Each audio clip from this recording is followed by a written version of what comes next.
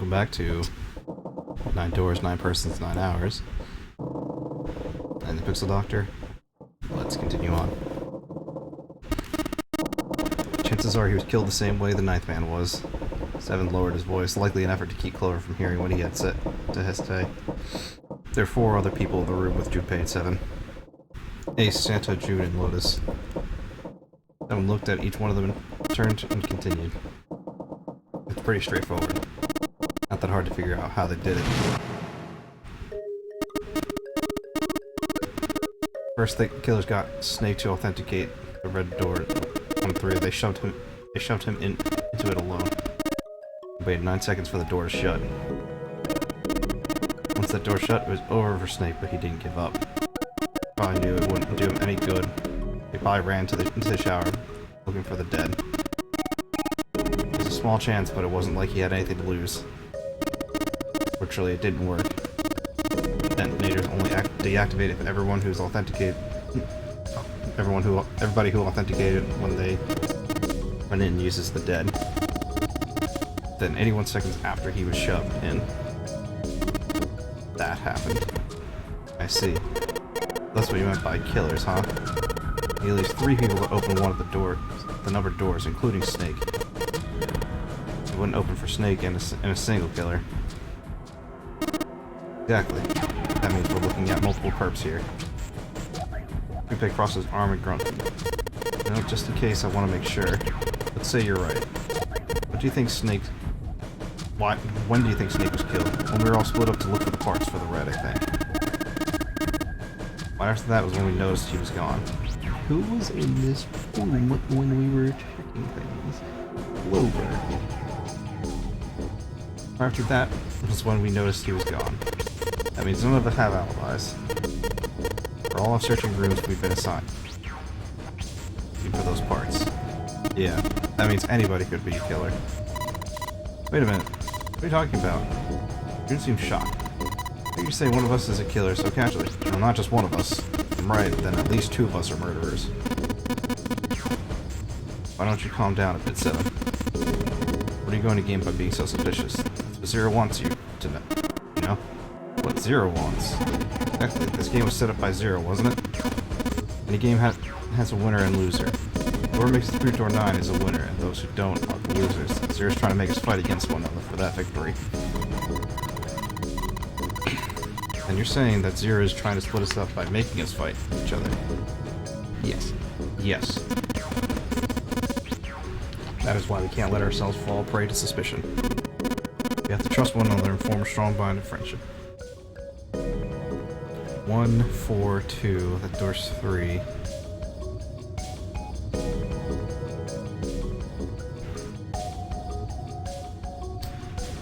That doesn't work. Otherwise, we'll end up ensnared by Zero's manipulation. Does that mean the person who killed Snake? Yes, almost certainly Zero himself. If there's anyone we should doubt, it should be Zero. He masterminded this game and kidnapped all of us. Does it seem reasonable that he would have killed Snake as well? We hadn't really considered that. If Zero killed Snake, then Zero was on the ship with them. Is Zero still on the ship with them? I think so, yeah. Of course he was. That was obvious. Zero was somewhere on the ship, but we had no idea where. He's been mobile to himself, lost in thought. Where could Zero be hiding? Suddenly, everyone went very quiet. The silence was cold and clammy, and Junpei could feel it crawling across his back and across his throat. Again, he heard the ghosting moaning noise. Moments later, a person who looked more ghost than human appeared. It was Clover. She looked at the floor as she spoke, and her voice was cold and was a cold monotone. I think Zero is one of us. It's you, I so think it's you. Every human body in the room froze. The only sound was the muffled rustling of breath. My eyes darted from face to face. One of those faces was the face of their jailer. But who? Junpei said. I think it's possible. Well, that's possible. Huh? Like Clover said, Zero might be one of us. What are you saying, Jumpy? Did you hear what I said? Exactly. I said we shouldn't suspect one another for no reason. No reason? Got a great reason. What's that? Bracelets. Hold his left arm. Why are the bombs in our bodies connected to the bracelets? I don't think Zero's hiding somewhere watching us, right? If he's doing that, then he could just detonate the bombs by remote control if someone did something they weren't supposed to. A lot more precise and a lot easier, but if that's the case, then why is the bomb set off by a detonator in the bracelet? Huh, you got a point. I'm not done. Try applying the same idea to the nunnery game. All the puzzles here are run by themselves. In other words, Zero doesn't have to be controlling them for the game to move forward. Why's that? What's Zero bothered to do something like that? They let the question hang in the air and looked at the others. It was Santa who answered. Let's say you and Clover are right. Zero's one of us. If that's the case, then it'd be really hard for him to keep track of all of us or control anything remotely. That's why all the puzzles are run by themselves. That's what you're getting at, right? Yeah. Junpei nodded. 7, when we were talking earlier, you said that any one of us could be Snake's killer, right? Yeah, something like that. Right then, I got a question for you, Ace. You said something like Zero must be the one who killed Snake, right? Yeah, something like that. Can't think of any other explanation. So what do you get if we combine those? Fit together pretty well, I think. Something like this. Whoever killed Snake equals 0 equals one of us. 7 and Ace's theories aren't mutually exclusive, they actually complement each other. Pretty well. At least if Zero is one of us. No one spoke. Their faces were grim, but Junpei wasn't sure if they believed him or not. Finally, Lotus spoke up. What were his motives? His motives? Yes. Isn't that pretty important? Why did Zero want to hide as one of us? Oh. That's because, Junpei choked. He hadn't thought of that, and he had to be honest with himself. He had no idea. I don't know. Lotus said, well, so much for making a persuasive argument, Junpei. In other words, you have only circumstantial evidence. I don't really think that's enough to go on, you know? Junpei was painfully aware of the eyes on him and the disapproval. Try to find something else, anything else to look at. Just when he felt he could bear it no longer.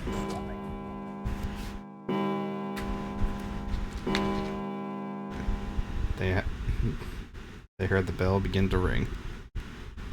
Clock the central staircase. 3 in the morning. That means we have 3 hours left. Jesus, time is going fast. Then we need to move now. 7, Clover, Junpei. I know how you feel, but you do understand that right now it's important we trust another, don't you? Junpei couldn't bring himself to respond. He swallowed the words he wanted to say inside. 7 and Clover remained similarly silent. Their eyes were looking at something somewhere else, very far away. We must go. We have very little time left. Ace's words put the feet to it, but they all knew where they were going. The next destination was Mercury. It sat bolted to the wall near the stairs that led to the casino and the kitchen between the 2 elevators. Mercury card reader. They stood in front of it with the Mercury card reader. Card key. 7 had given him the card. He found it when we were checking out the shower room. At least that's what he said. Put the card through the reader. But the reader turned green and made a tiny electronic noise. Now they were ready. Junpei and June had been chosen as the investigators. The reason behind that, they had been E-deck before those, and no one else had. As before, Junpei sent the elevator ahead to make sure the floor they were heading to wasn't flooded. As before, the elevator turned its dry as it went ahead left. Once it had been checked for water, Junpei and June stepped to the elevator.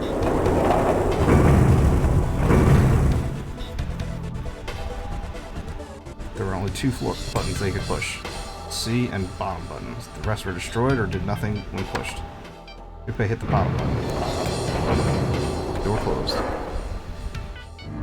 Slowly they began to move downward. Sometime later, Junpei and June stepped off the elevator and onto the bottom deck. They stepped off and saw the hallway on the right ended somewhere between 20 and 25 feet from them. The hallway in front of them was a dead end. Not a regular dead end. This is the numbered door. It's the 8th one to count.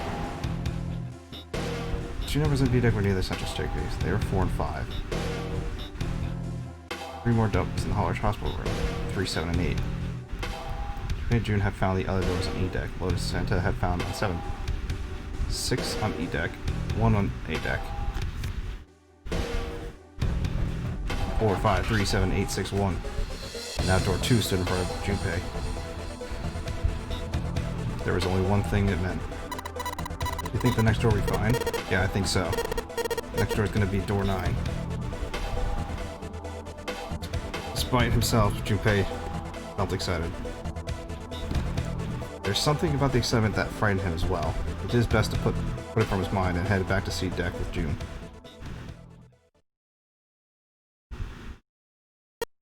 Alright, let's open these up. Pieces of paper they folded up lay on the ground next to Junpei's legs. There were 7 of them in all. They were written on paper pulled from Junpei's notes.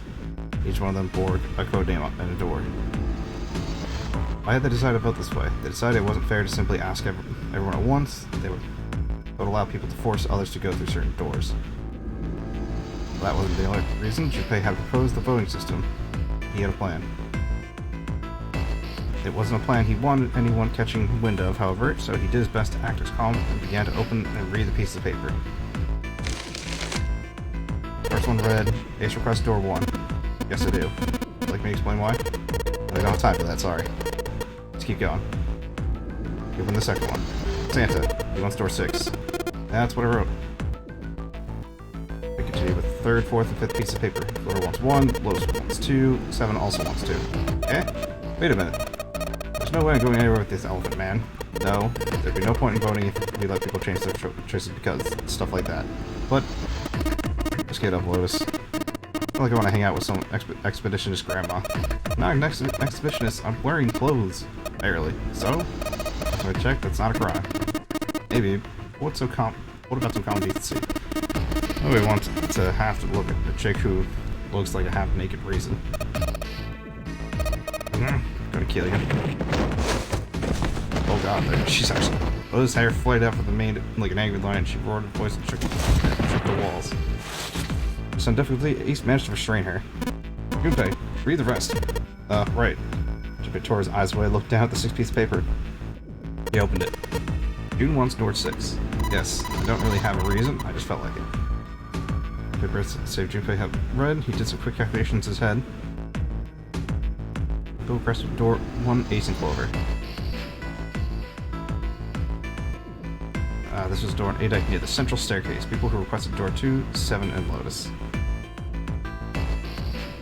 This is on the door at the bottom deck and can be reached by taking the elevator from the bottom of the ship. Requested door 6, Santa and June.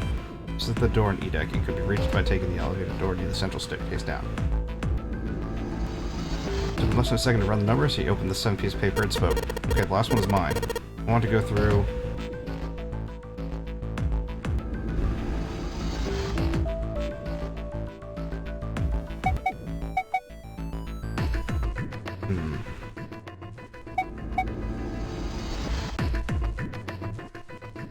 Go through door 6. Go through door 6. Open the piece of paper. It read, Junpei, door 6. Of course it did. He'd written it after all. That's a problem. June spoke barely above a whisper, but they knew what she said. None of these teams will be able to go through the doors they want. Clover and I chose door 1. Lotus and I chose door 2. Not enough people to open number door, however. Fruits don't match up either. Got similar problems. June, Junpei, and I want to go through door 6, but our digital route is 5. To open that door, we need a 1.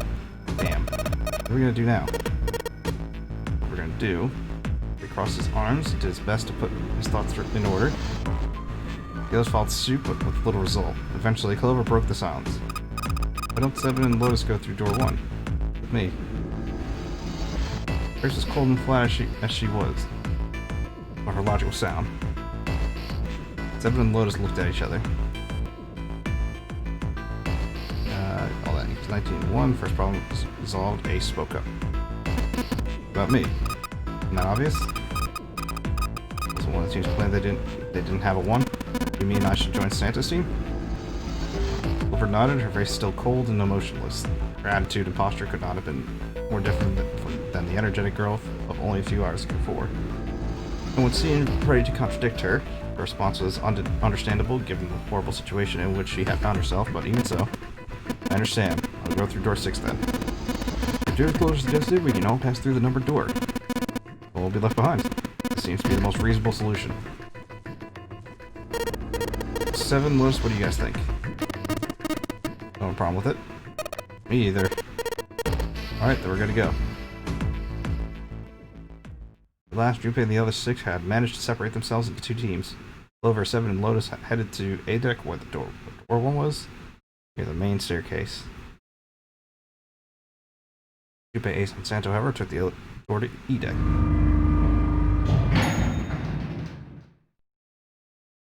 The door to E deck was a silent one.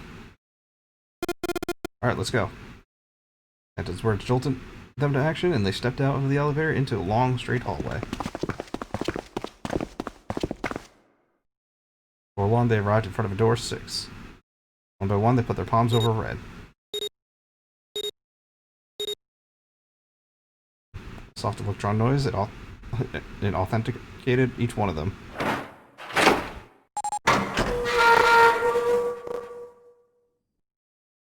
Door opened, and all at once, all 4 of them left through. Fortunately, the dead was located easily enough. When we placed quite close to the door they entered through. They gathered around too quickly and hurried, placed their palms on it for application one more time.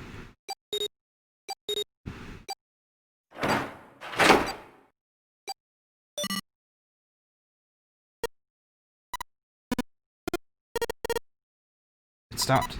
Yes, it stopped. The countdown had ceased, but Junpei's heart was still pounding in his chest like a frantic, thunderous drum. It felt as though it might shake itself up and out of his throat. He had been through the door 3 times before, but repetition had not dulled the experience. He was not anxious to find it dulled, however. He hoped to be free of this ridiculous game long before that happened. Alright, let's go. With the attempt at good humor, Junpei took a deep breath and began to walk. He walked down the staircase at the end of the hallway and found himself staring at a large door. A heavy thing made of iron and more than a little threatening. He took hold of a bar that served as a doorknob and shoved it down.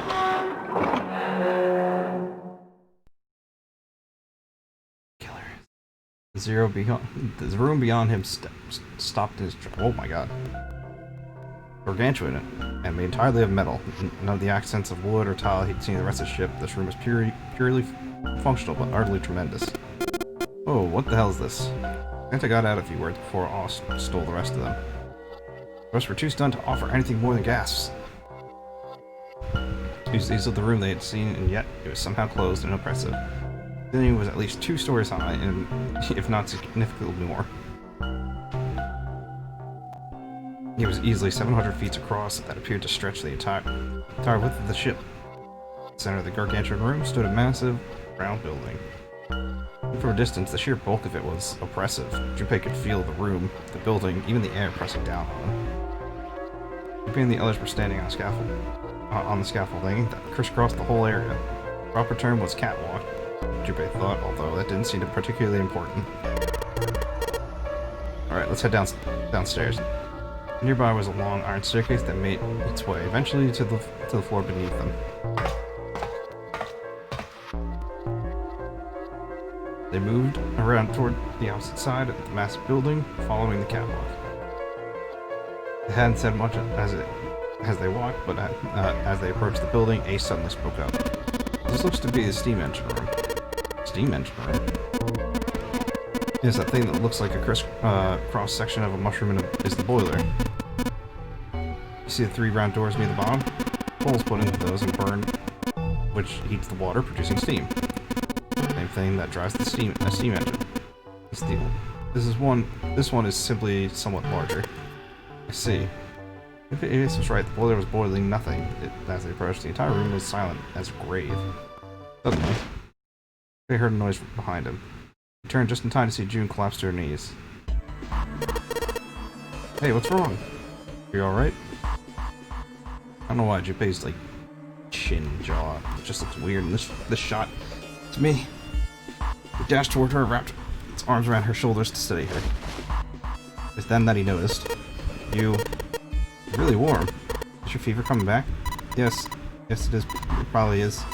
But I'm fine. Please don't worry about me. Just need to rest and I'll be fine. Voice was weak and forced, and it said a great deal more than her words did. They carried her to the nearest wall and propped her up against it. She let her head fall back against the wall as if she no longer had the strength to support it, and drew a ragged breath. Her eyes were empty as if she were having trouble focusing on them, and even speaking seemed difficult for her. Junpei felt his hand ball itself into a fist, and clenched tight, his knuckles waving. He had to find a way out, and quickly. He turned and looked at Ace and Santa in turn. Just real quickly, here's what I think. I think it's Clover, June, or Lotus. I think one of the three of them are Zero. When I shared depth of his emotion, but they certainly shared his concern. He didn't need words to express the urgency of their situation.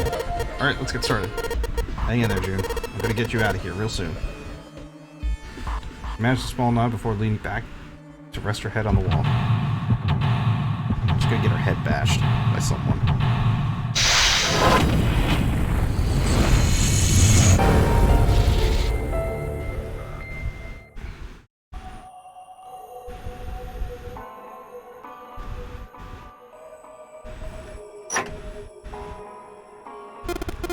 Square hole.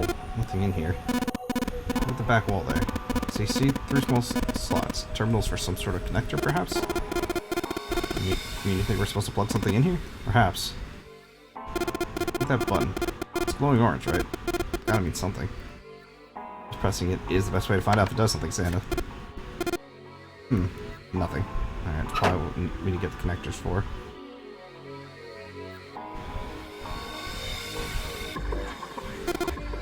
Okay, what kind of snowman secret meeting? This bag's full of sand. Use it as a counter when you're lifting something with the pulley system. Man, you're too serious. Okay, everyone boxes here. There's nothing in them. Oh, okay. Only look. It's rusty, but it looks like it'll still pretty sturdy. With bronze gear, it has to be important. A small door on the side of this tunnel. It's welded shut. We want to open. Gold one. Probably, yeah, silver one.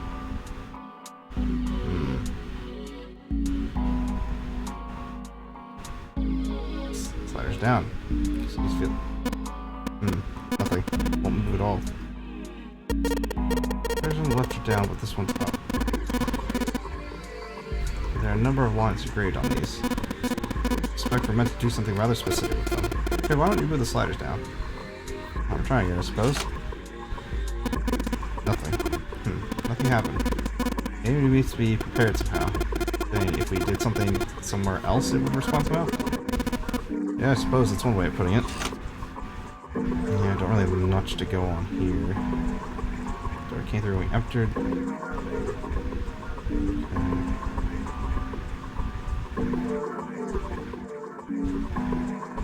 Pillar goes up towards the ceiling. I didn't even click that. I need to click on this.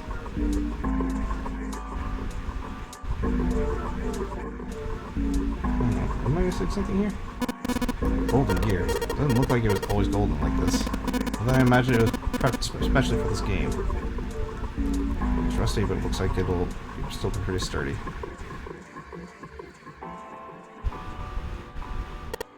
Silver gear. Do you think it's made of pure silver? No way. Silver's way too soft to use for a gear. Gotta be steel or an iron gear that's been coated with silver. Ugh. Just call it a silver gear then. You've gotten your hopes up. Are you thinking that you'd haul this back? Nah, but I think Seven's probably carry it, don't you? Alright, well, maybe.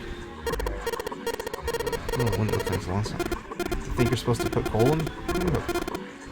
Well, it's shut. I don't think we can get these open.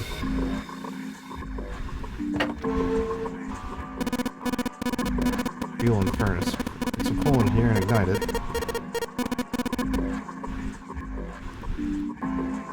Okay. It's the same for all these.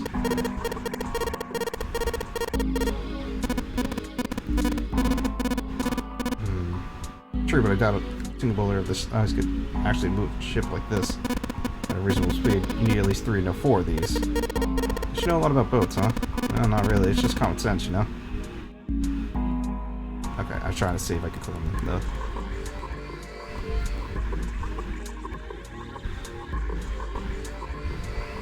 So coal goes, or wood go.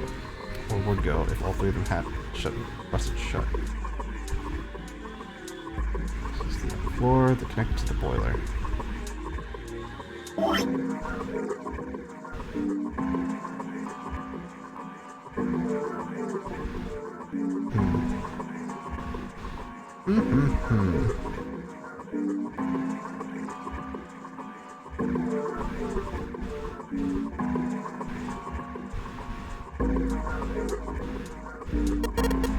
What is this? Displacement? This must unlock the door to the left. It's a weird indentation at the top of this thing. That means you have to insert something here? Yes, I would imagine so.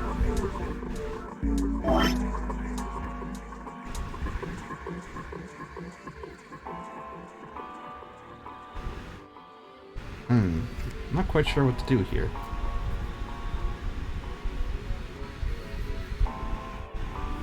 Tunnel that goes all the way across the ship. So it's probably here to move coal from place to place. Oh, it comes from over there. Well, carries it down to the tunnel out here. So if the conveyor belt was moving, yes, the coal will almost certainly come out here. So we have to get the conveyor belt moving. Which has to do with this. Starter's down. Well, let's see if we can get this thing to go anywhere. This thing isn't going to go anywhere. So Santa wants to give this one a shot. Nothing. Well, let's try a third one. Place it won't move. Nothing happens when I move the slider down. Anything to work with here?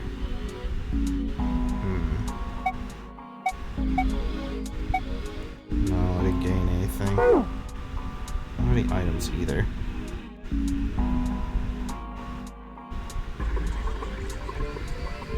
Cool. Okay, so I can't go up here. First, there's an A on it. Circular rail inside of the door. Alright, let's get this sucker a twist. It's noisy, but it opens. It's totally pitch black in there. We should go in there. Alright, let's go. This looks just like the door we went into. Where are we? It must be on the outside, yes. We should put us directly above the conveyor belt. At any rate, we should keep moving. There's a great deal yet to investigate.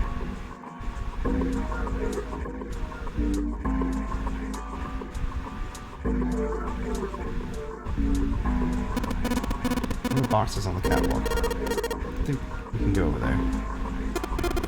And it looks like that's the pipe. The bottom connects to the conveyor belt, so coal must come out of this pipe into the conveyor belt. In other words, there must be a great deal of coal in that pipe.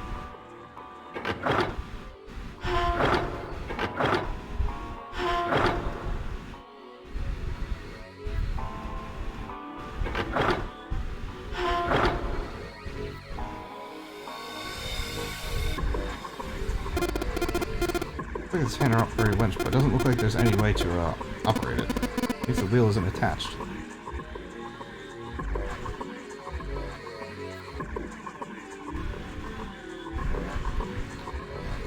Power box is blocking my way.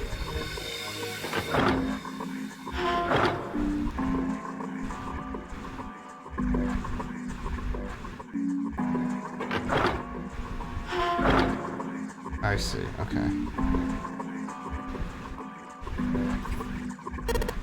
Alright, let's get this wheel spin. What? That's weird. I don't feel any resistance. Yeah. Ah, shit. Good job, genius. You broke it. They break it. It broke all by itself.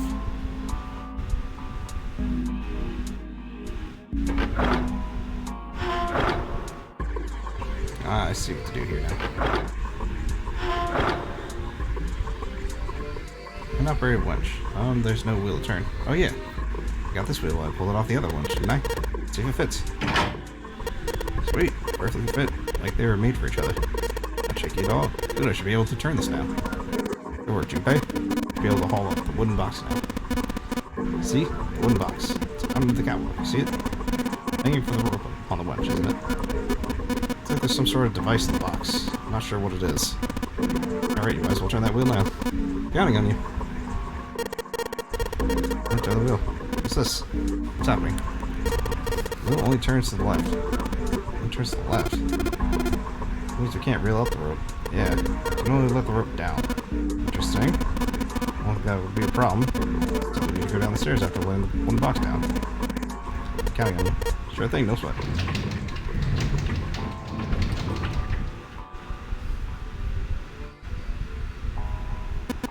I believe the box has reached the floor. Yeah. So head over the side of the catwalk to look down. The box had only recently hung just below the catwalk, now sat on the floor. Come to rest near the end of the tunnel that covered the conveyor belt. Near where Junpei had collapsed. Or June had collapsed. Junpei could see her still leaning against the wall as if she barely had any strength, so even from so far away, it was not difficult to see she had not improved. He almost thought he could see her heat rising from her body. She doesn't seem to be improving. Ace's expression was inscrutable, but he'd said what they had all been thinking. Well, of course not. She's not gonna just get better right away, you know? It'll take time. He tried desperately to convince himself that's what he said. What he said was true. What could be the cause of this, I wonder? Illness, perhaps? It's gotta be exhaustion. The answer's response is confident and certain. She gets dropped into some weird-ass ship, forced to play some messed-up game. Think about it, it's a lot weirder than that we aren't freaking out just like her, you know? They're saying we're abnormal? Yeah. Just running around these rooms solving all these puzzles like it's just business as usual. How the hell can you call that normal? They're just like guinea pigs. I just snorted in disgust. Guinea pig? You mean like a lab rat? Being used for some sort of experiment? Is that what you're saying? Dunno. It does seem like a possibility, you know? With what he turned and walked away from the winch. Junpei and Ace followed him. You know, speaking of experiments, Santa suddenly stopped. There's nothing in this experiment what some scientists did with rats.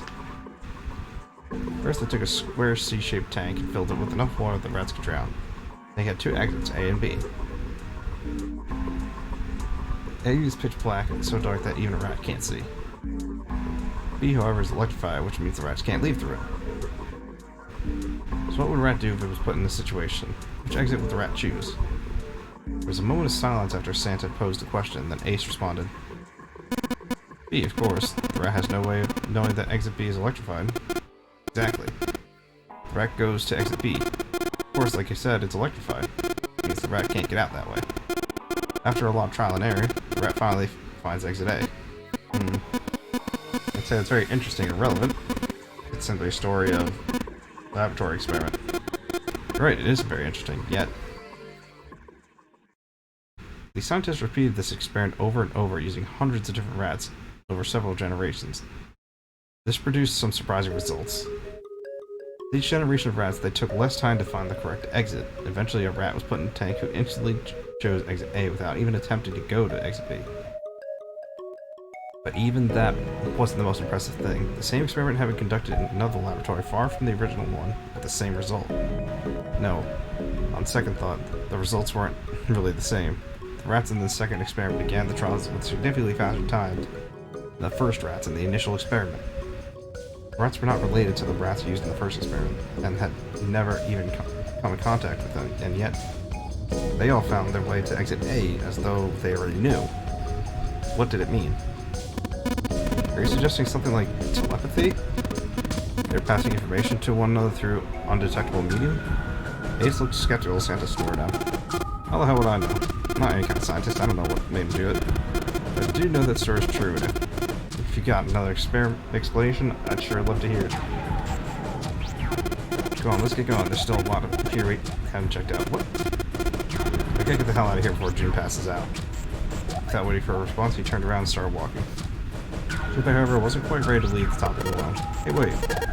Something I want to ask you. He kind of stopped and turned around. Why did they use the tank for the experiment, huh?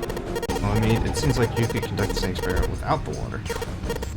You could have just used the dry box, you know? They needed to motivate the rats to escape because, I don't know, bait by exit B or something? And do they really have to make bait so the rats can drown? Santa gave them a grim bark and laugh. You know the word emergency? You know what the word emergency comes from? The same root as the word emerge. You ever think about that?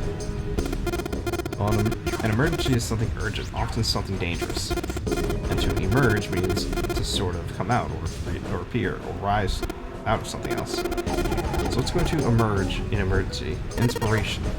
Inspiration. Yeah.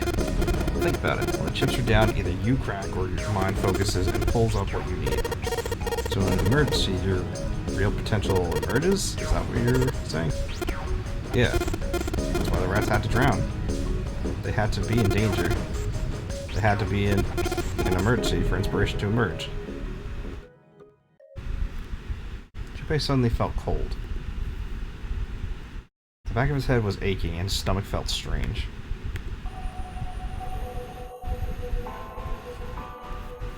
Well, with that, I'll see you guys later.